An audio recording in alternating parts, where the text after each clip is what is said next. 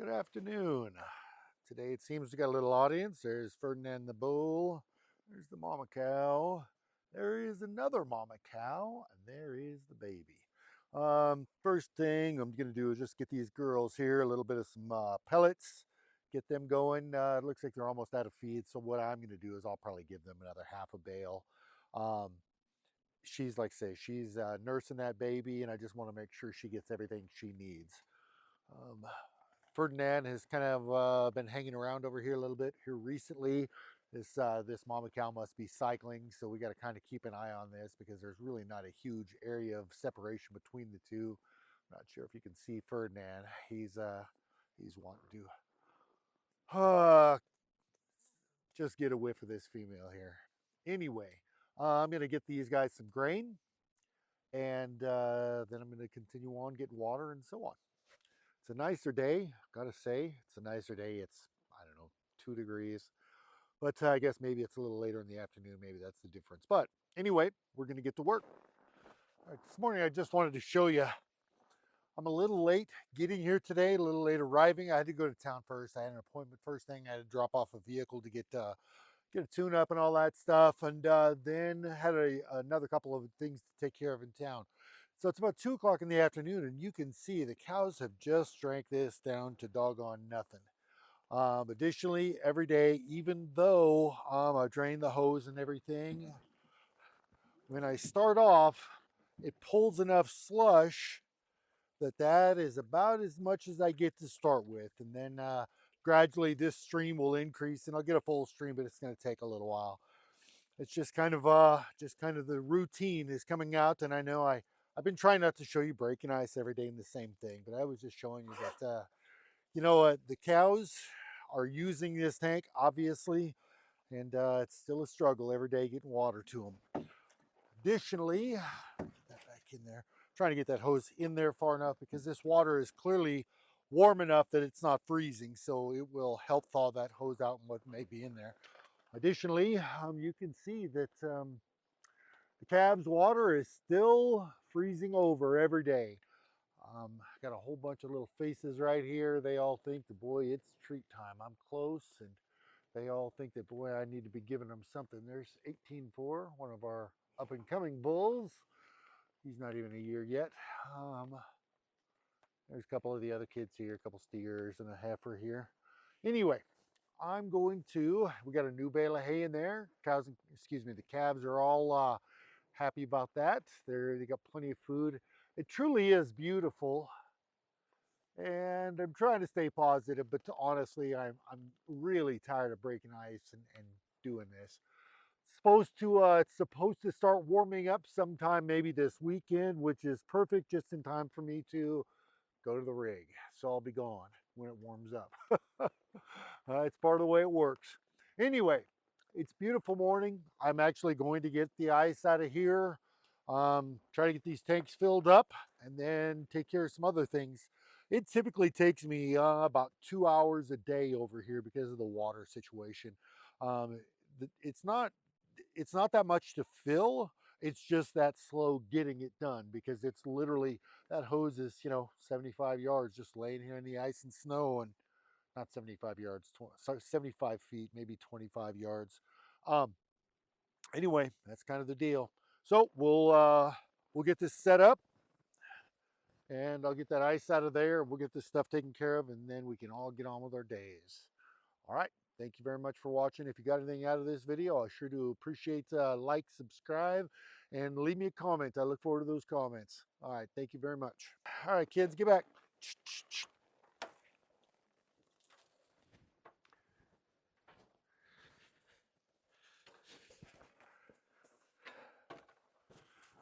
Definitely ready for some days above zero.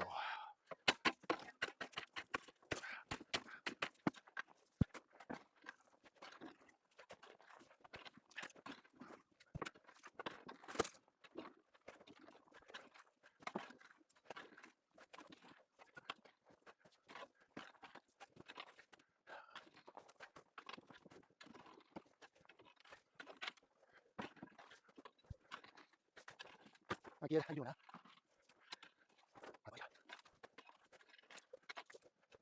All right. Still just a trickle. Hi, boys. Hi, kid. Sorry, I don't have a treat right now, bud. Sorry.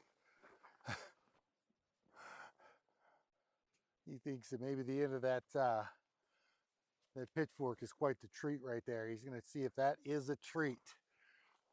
These guys, they have no hands, so really the only way they can explore anything is by licking it or biting it or whatever whatever way you'd like to describe it. I'm not sure if anyone remembers, I put out a video quite a while ago that just described the reason we tag the animals the way we do. Let me get a little closer here.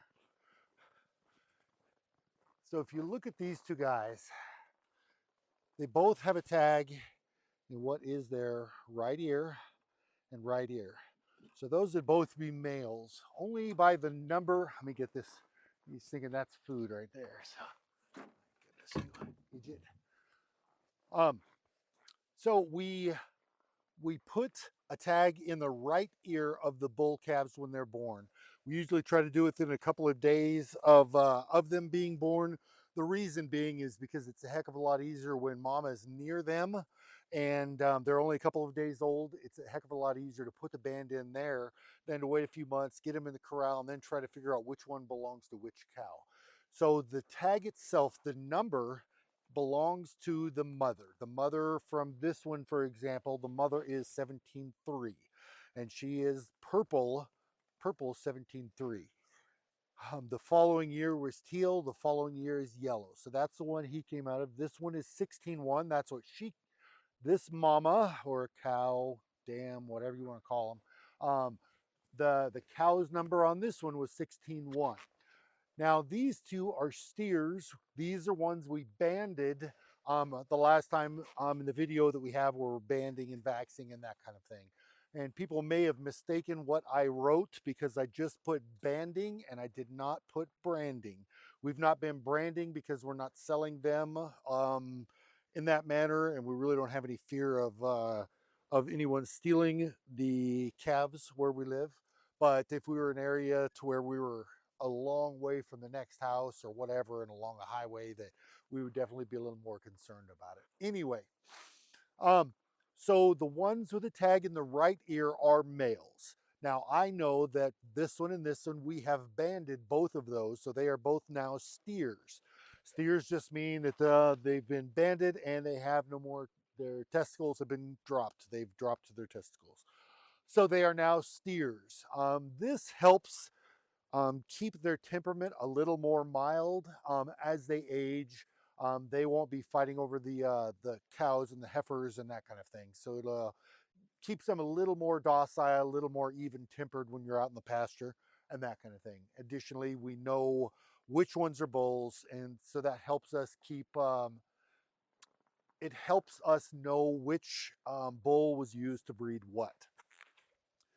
If you look at, let me come over here. This little girl here, that is number one. The tag is in her left ear.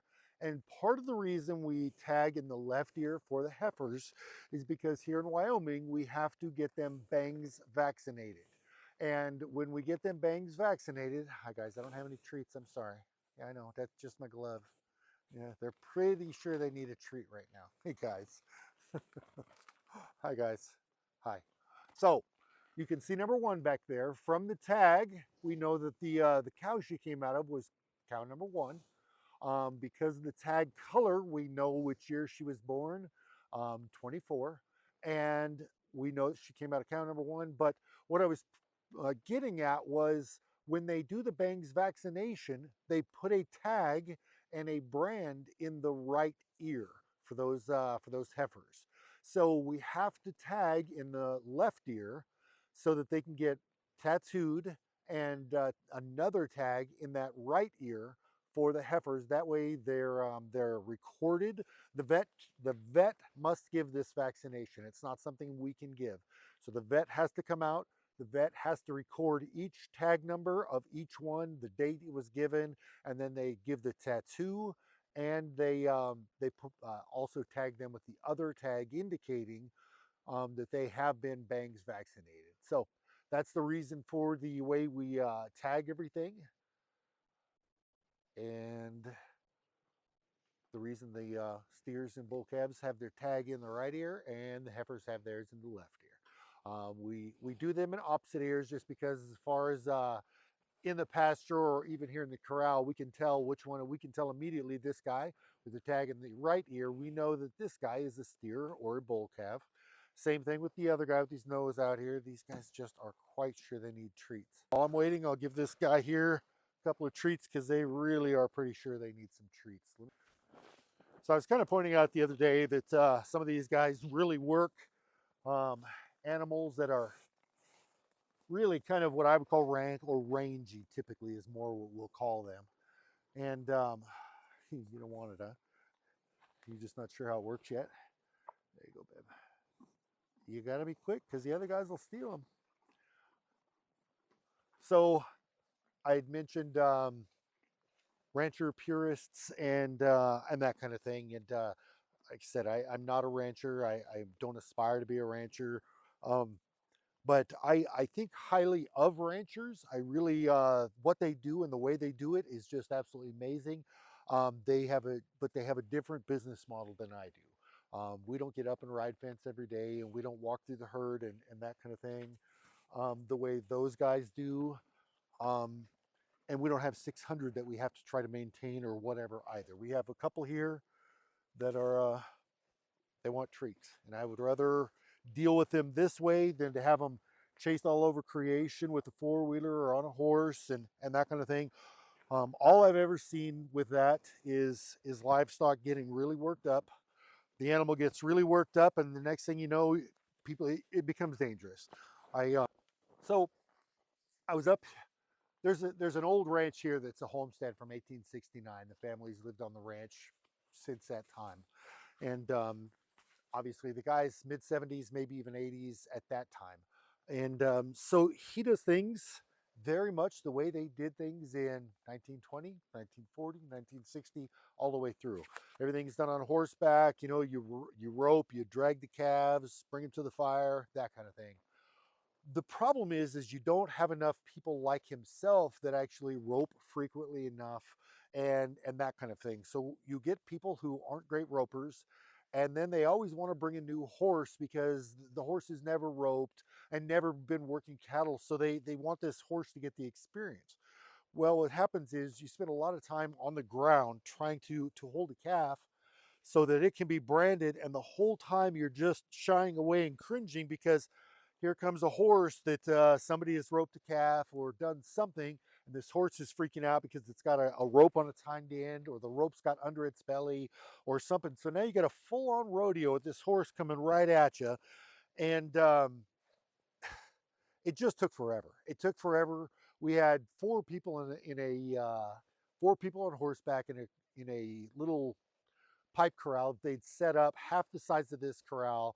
And honestly, what happened was the guys working the ground, myself and one other guy, we ended up just start going in and grabbing the calves and dragging them out by a back leg because we were waiting 10, 12, 15 minutes per calf. We had a lot to get done that day. And so it just, for me, it doesn't work. I would rather move mine in stage by stage, work them through the head gate and be done with it. And I don't have to worry. I don't have to worry about anybody getting hurt. I don't have to worry about a cow or a horse or anybody bailing over me, anything like that. So to the guys that do that, fantastic. I have huge respect for guys that do it regularly, that can rope and ride and drag into a fire and all of that, and you get a good system worked out. Fantastic. I think it's great. I have huge respect, like I said. But for me personally, for my wife and I, that's just not what we're going to do. We just can't. Um, we don't have the manpower. We don't have the horses. Horses, for us, for us, you know, we can feed horses just like these guys and use them 2 or 3 times a year. And we put out, I don't know, a horse eats probably a half ton a day, 1,000 pounds, or not a day, I'm sorry, a month. Let me see. Yeah, about 900 pounds, 900 to 1,000 pounds a month. And you start doing that, that's 6 tons of hay per horse each year. So that's 1,200 bucks just in feed to use them 2 or 3 times a day or 2 or 3 times a year. Um, for me, that just doesn't make a lot of sense. So now we don't have 600 cows. We don't have 600 calves. We don't have a good group of guys roping. We don't have a good group of guys with good, experience, over a hot fire with a branding iron. So anyway, I'm not opposed to ranchers and cowboys riding fence, chasing cows. I'm not opposed to that at all. But for what we have going on, the operation we have, it's just not going to work. I appreciate you guys watching. Thank you very much. Like I said, please like, subscribe, and leave a comment. Have a great day.